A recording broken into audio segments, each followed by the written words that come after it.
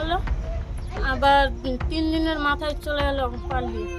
ওখান থেকে আসে আবার 2 দিন গ্রামে কাজ করলো, কাজ করে আর পাচ্ছি না। আমবাগান থেকে যুবকের ঝুলন্ত মৃতদেহ উদ্ধার, সামাজিক মাধ্যমে যোগাযোগ, তারপর বিয়ে, আর বিয়ের 10 দিন পর যুবকের ঝুলন্ত মৃতদেহ উদ্ধার গ্রামেরই আমবাগান থেকে। ঘটনাটি ঘটেছে মালদা জেলার হরিশ্চন্দ্রপুর থানার অন্তর্গত কোনার গ্রামে। ঘটনায় রীতিমতো চাঞ্চল্য ছড়িয়েছে এলাকায়। ঘটনার খবর পেয়ে ঘটনাস্থলে ছুটে আসে হরিশ্চন্দ্রপুর থানার পুলিশ। স্থানীয় সূত্রে জানা যায়, মৃত যুবকের নাম অজয় মণ্ডল, বয়স 22, পেশায় দিনমজুর। সামাজিক মাধ্যমে প্রেম হয়। 10 দিন আগে তার বিয়ে হয়েছিল।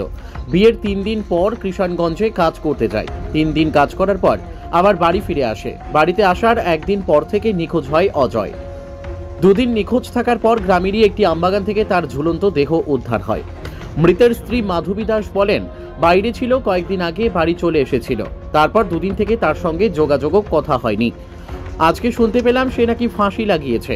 আমাদের স্বামী স্ত্রীর মধ্যেও তার সঙ্গে অন্য কারো ঝামেলাও ছিল কিনা, কেন কি কারণে সে এমন করলো বুঝতে পারছি না।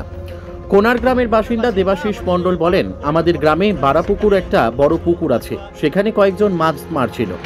তারাই গ্রামবাসীদেরকে খবর দেয় একজন আমবাগানে একটি দেহ ঝুলছে। ছেলেটা 10 দিন আগে বিয়ে করেছিল, খুব ভালো ছেলে, কারো সঙ্গে কোনো ঝামেলা ছিল না তার। কি কারণে নিজেই আত্মহত্যা করছে নাকি অন্য কিছু বুঝতে পারছি না।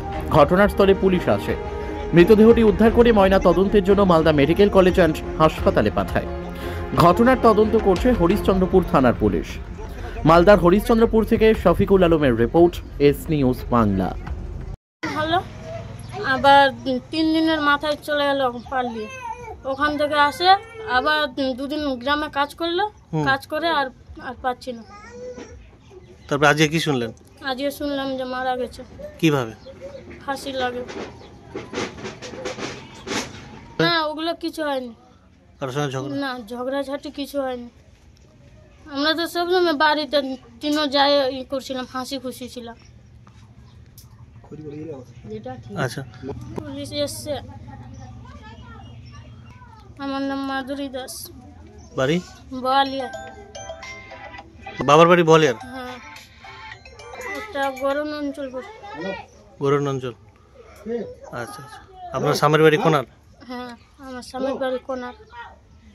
বাসিন্দা। আমাদের এই বাড়াপুকুর একটা বড় পুকুর আছে, সেখানে মাছুয়া মাছ মারছিল। আর ওই মাছুয়ারাই খবর দেয় গ্রামবাসীকে যে একজন গাছে রেখে ফাঁসি টাঙাচ্ছে। তো তারপর গ্রামবাসী এসে দেখলাম যে ঠিকই গাছের উপরে নিজের ডালে ফাঁসি টাঙিয়ে দিয়েছে।